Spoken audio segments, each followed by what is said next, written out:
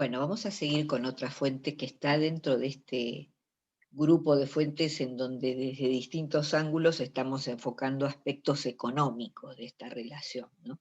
Ya vimos que en la base muy material de la relación entre los estados y las comunidades está, por un lado, la tributación, esta entrega de bienes en especie, y por otro lado, la prestación obligatoria, que sería un tributo en trabajo.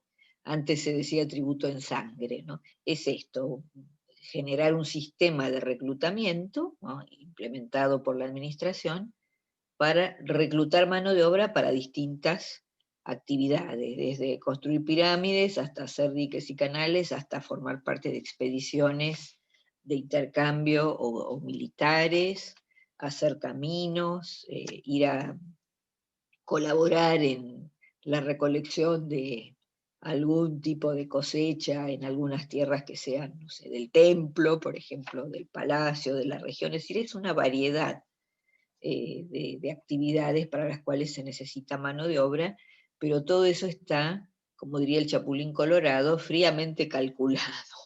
Es decir, no es a ojo de buen cubero, se hacen cuentas, se hacen cuentas. Los escribas trabajan y mucho para organizar. Y como controlan la información, porque son los que la recopilan y la copian y la archivan, ¿no?, y pueden volver a ella, ¿no? La escritura es la gran herramienta que permite esto, ¿no? En los estados antiguos es la primera herramienta de lo que Michael Mann llama el poder infraestructural, ¿no? Es esta capacidad eh, de intervención que tiene el Estado, sin estar hablando explícitamente del uso de la violencia, aunque la coerción está por ahí, ¿no? Pero bueno, tener escritura es una muestra de esto, de este poder infraestructural que es poder planificar, poder organizar, poder hacer cumplir ciertas decisiones, pero primero hay que tener los conocimientos. Bueno, esa información, esos datos están en poder de esta estructura estatal para su consulta permanente, ¿no? Entonces, esto es lo que le va a permitir la planificación, ¿no? Es este sector especializado, jerarquizado y muy calificado que siempre forma parte de la estructura estatal, ¿no?, administrativa, el que lleva a cabo todas estas tareas. Y después de un momento de crisis para Egipto, por ejemplo, como en el primer periodo intermedio, después vamos a ver unas fuentes que tienen que ver con crisis, ahora estamos viendo esta estructura de tributación, prestación obligatoria, eh, para los fines estatales. Les decía, después del primer periodo intermedio viene esta etapa del Reino Medio. Bueno, casualmente vimos, ¿no?, en Egipto, esto es una nueva etapa de mucha centralización, se recompone mucho la administración. Vimos el papiro de Caúnes del Reino Medio, el papiro Brooklyn es del Reino Medio. Y ahora tenemos una fuente literaria, es decir, esto no es un documento administrativo como los dos papiros anteriores, ¿no?, con el sello del escriba o con algún elemento, ¿no?, que identifica la actividad estatal, con la copia, bien burocrático, digamos, ¿no? Esto no, esto es un texto literario, destinado justamente a ensalzar la figura del escriba, a mostrar qué importante que es un personaje como el escriba. Claro, pensemos que el Reino Medio es una etapa de reconstrucción de la centralización estatal. El aparato administrativo se necesita desesperadamente, ¿no? Es una etapa en la que van avanzando algunas reformas, ¿no? Esos reyes del Reino Medio van recortando privilegios de los nomarcas, que eran estos gobernadores de los nomos, de estos distritos provinciales, que en Egipto, en la etapa del Reino Antiguo, eran gobernadores leales al faraón, designados por él, ¿no? Era una muestra de la centralización. En el primer periodo intermedio, y los nomarcas parecen pequeños faraones, ¿no?, en su nomo. Hay algún faraón perdido por ahí en Memphis que no tiene poder sobre todo el territorio de Egipto, por eso el primer periodo intermedio es como la primera gran crisis, ¿no? Un Egipto fragmentado, con muchos poderes locales, que son estos distritos, ¿no?, con sus jefes, con los nomarcas, los jefes, llamémosle comillas, provinciales, que se vuelven muy autónomos, ¿no?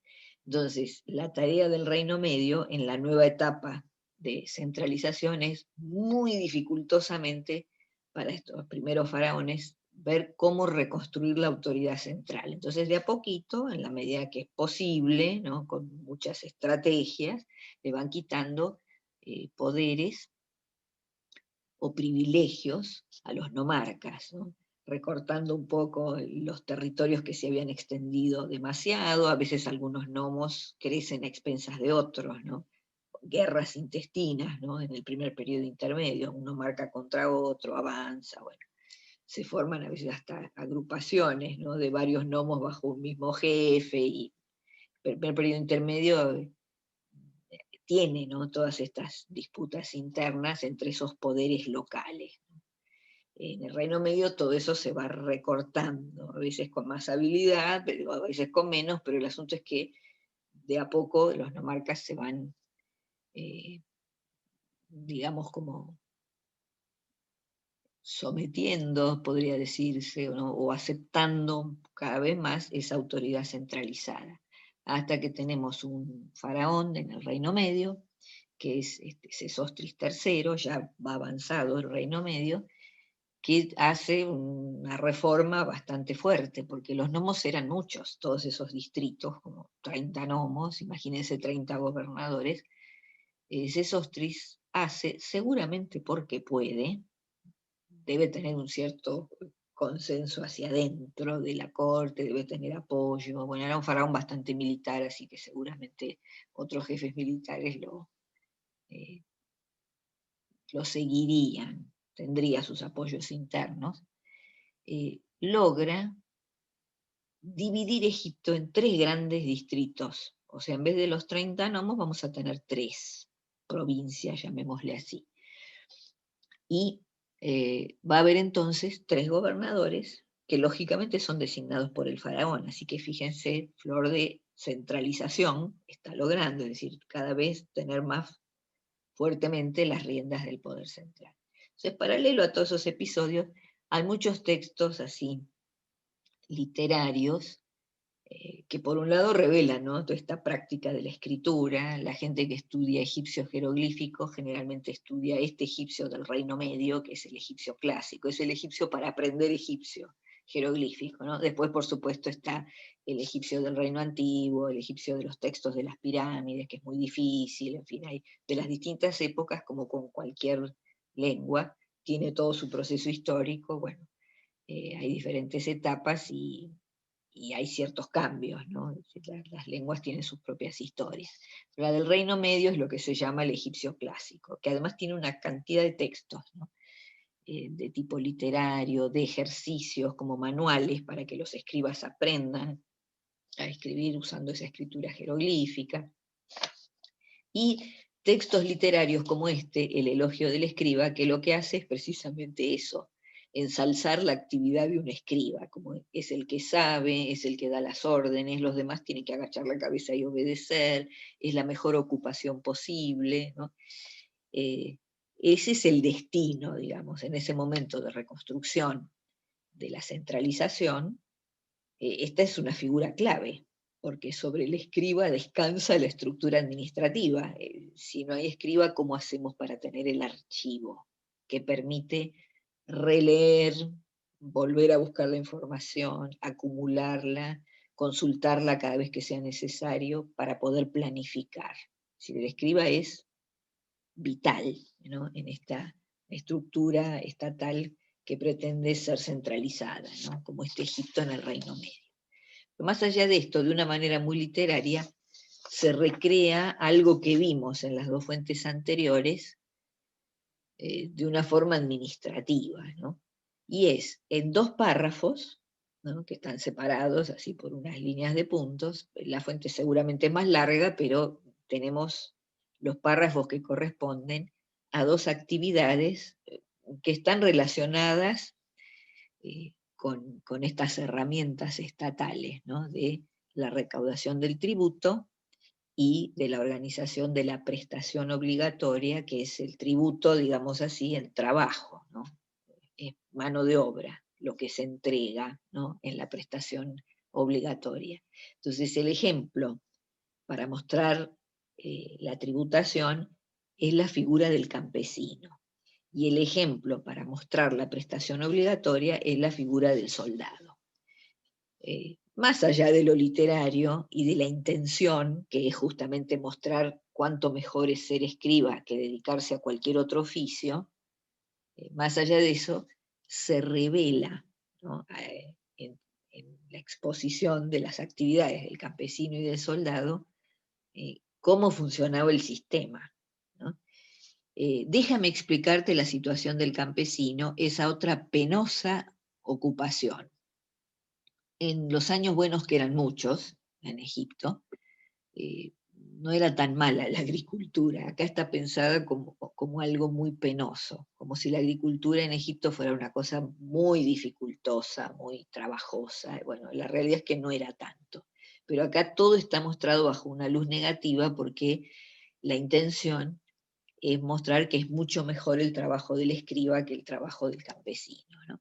Llega la inundación y los empapa, él se ocupa de sus herramientas, de día fabrica sus instrumentos de labranza, de noche retuerce las sogas, aún la hora del mediodía la pasa en el trabajo de la granja, se equipa para salir al campo como si fuera un guerrero, ¿no? El campo seco está delante suyo, sale a buscar su yunta, ¿no?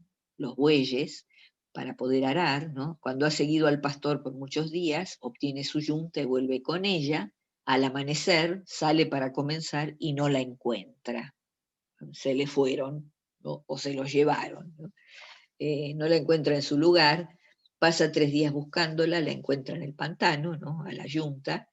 Sin el cuero, los chacales lo han devorado. Bueno, sale con su vestido en la mano para suplicar por una yunta, ¿no? Alguien que le dé, digamos, lo básico, ¿no? Para poder empezar la actividad agrícola, ¿no?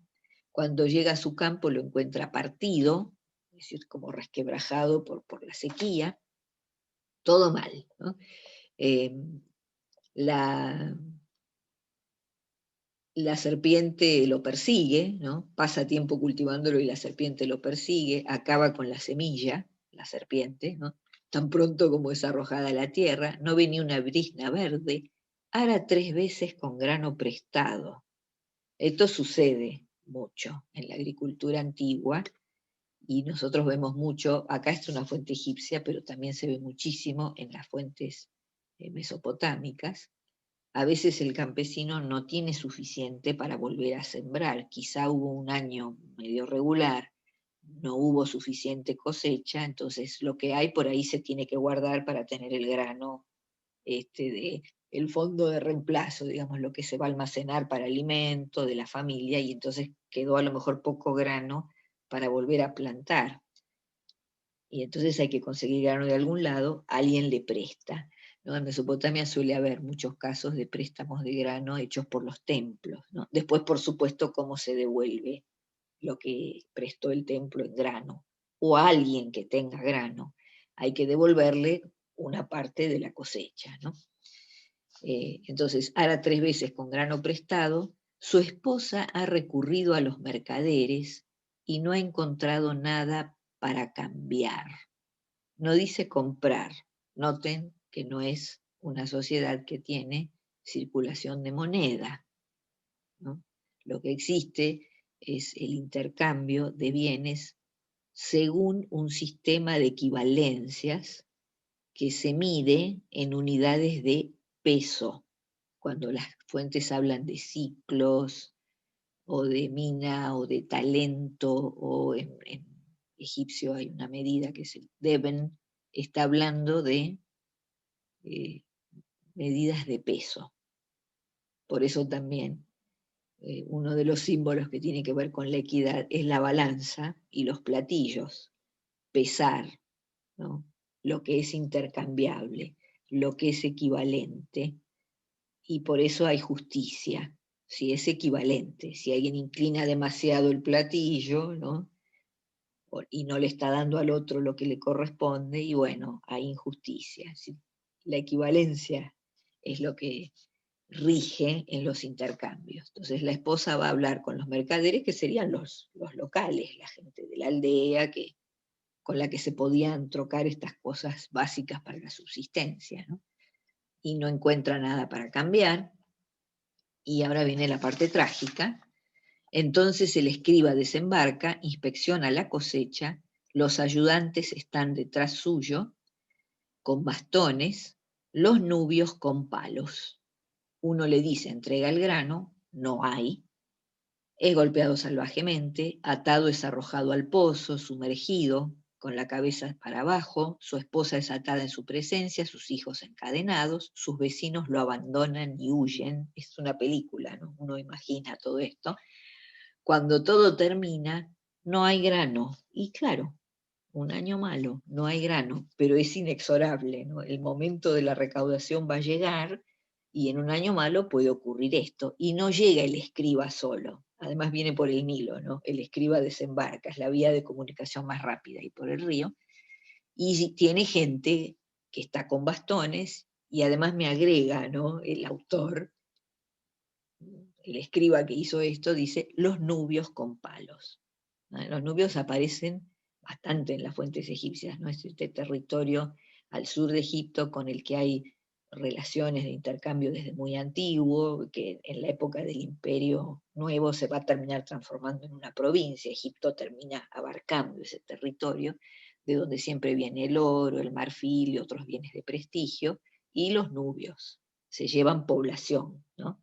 Desde el reino antiguo hay noticias en las fuentes en las que se habla, en las fuentes egipcias, de los nubios pacíficos. Es gente que se saca de Nubia, una especie de deportación, y termina sirviendo en distintas tareas en el ámbito de la administración egipcia. Muchas veces como una especie de policía. Acá ven ustedes, ¿no? Estos nubios con palos, que incluso fíjense hasta la impresión psicológica. Los nubios son nubios, tienen su lengua, no hablan egipcio, y además físicamente son diferentes. Su piel es realmente mucho más oscura, los nubios son negros, no son como los egipcios. O sea, es distinto totalmente, es un ajeno total, cuya única lealtad es con ese jefe, con el escriba, que es el que le va a dar la ración que corresponda a su día de trabajo, ¿no? Y lo lleva como la muestra palmaria bien concreta del ejercicio de la coerción estatal, ¿no? Acá hay que recaudar, ¿no? Y no es un pedido amable, tenemos a disposición, como diría Weber, el monopolio de la fuerza. Tengo hasta los nubios con palos, traigo gente de otro territorio que me ayuda a la recaudación, ¿no? Y en el segundo párrafo aparece, bueno, por supuesto el primero termina, si tienes buen sentido, sé un escriba, es decir, esa es la idea, contar toda la desgracia de ser un campesino para que el destinatario de este texto, que parece ser un aprendiz de escriba, por lo que dice en el inicio, esta enseñanza es para ti, ¿no? Bueno, para que el destinatario finalmente se decida, ¿no? Y se ponga a estudiar los jeroglíficos y aprender a escribir, ¿no? Egipcio clásico. ¿No recuerdas la suerte del hombre inexperto? ¿No? Introduce, te voy a seguir hablando de lo bueno que es ser escriba, y entonces el otro ejemplo va a ser el del soldado, y miren cómo lo introduce, ¿no? Cuando habla del hombre inexperto. Su nombre no es conocido, es un don nadie, en cambio el escriba, es cierto, los escribas tienen nombre. Cuando se hace la lista del personal, eh, de las oficinas de escribas, digamos, del palacio o de los templos, que a veces tienen su dependencia para los escribas, tienen nombre, son funcionarios que están identificados por su nombre propio. Su nombre no es conocido, el hombre inexperto, es siempre cargado como un asno que va delante del escriba que sabe lo que está haciendo. El escriba sabe lo que está haciendo. Es decir, de qué lado queda la planificación, ¿no? A largo plazo, la capacidad de disponer de los recursos porque tiene archivo, y queda del lado del escriba. Sabe lo que está haciendo, dice, ¿no? El redactor. Déjame contarte las penas del soldado y cuántos son sus superiores, ¿no? Y un montón, o sea, tiene un montón de gente que lo manda. El general, el comandante de las tropas, el oficial que dirige, el portador de estandarte, el teniente, el escriba, el comandante de 50, el capitán de guarnición. Es decir, el soldado raso es el recluta que van a buscar a la aldea, en este caso para que sea soldado, ¿no? Pero es el sistema de reclutamiento de mano de obra para la prestación obligatoria. Una de las prestaciones obligatorias posibles era formar parte de una expedición. Y bueno, lo mandan a otro lugar, ¿no? Acá se lo llama, tiene que ir a Siria, que siempre está vista en las fuentes egipcias como es un lugar así de terreno quebrado, ¿no? Hay por ahí alguna correspondencia satírica de un escriba a otro que es posterior, donde le dice, cuando vengas, cuando estés destinado a Siria, vas a ver, acá se nos caen los asnos por el precipicio, es decir, no es como Egipto, que se ve, bueno, esa llanura con el Nilo en el medio, ese es el paisaje ideal, ¿no? En cambio de ir a Siria, y bueno, son esos caminos empinados, ¿no? Es difícil de recorrer, visto como algo desagradable. Entonces, bueno, lo llaman a Siria, hay expediciones, ¿no? En el Reino Medio hacia la zona, no puede descansar, no hay vestidos ni sandalias. Más arriba dice, está hambriento, le duele el estómago, es un muerto en vida. Cuando recibe la ración, porque es un soldado, acuérdense del mensaje de Shamshadad respecto a los janeos, que habían visto cuando vieron nomadismo circunscripto, y esa fuente es de 1800, le escribe a su hijo que está gobernando Mari y le dice que prepare, ¿no? Que tenga 400 hombres, 400 soldados. 200 serán los pobres del palacio, es decir, van a recibir la ración que va a dar el Estado, digamos, ese reino de Mari cuando salgan en expedición. El soldado tiene que tener la ración diaria.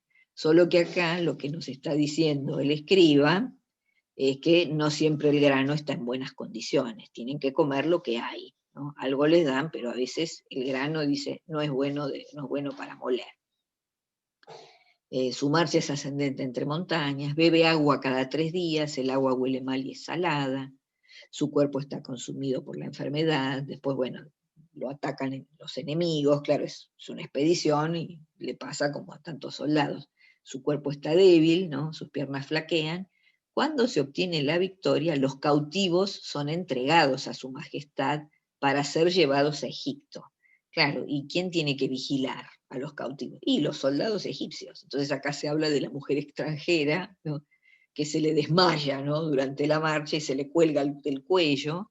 Entonces él tiene que cargar a esa cautiva, que seguramente no es para él, es decir, los cautivos tienen que llegar a Egipto y eso se reparte cuando llegan a Egipto. Seguramente hay partes de esos cautivos que van a parar a los templos, otros van al palacio, hay algunos cautivos que son gente que tiene ciertas habilidades, pueden ser artesanos, terminan destinados a los talleres de los especialistas, digamos así, eh, pero tienen que llegar a Egipto, y de eso se va a encargar el ejército que está regresando con ellos, ¿no? Entonces, ahí después empezamos a ver la situación de la familia, de alguien que está prestando servicio, ejerciendo esa prestación obligatoria, ¿no? Ese tributo en trabajo, digamos así. Su mujer e hijos están en la aldea, muere, esto puede pasar con un soldado, muere y no llega a ellas. Si vuelve con vida está agotado por la marcha. Está en libertad o detenido en servicio, el soldado sufre. Y ahora escuchen esta oración.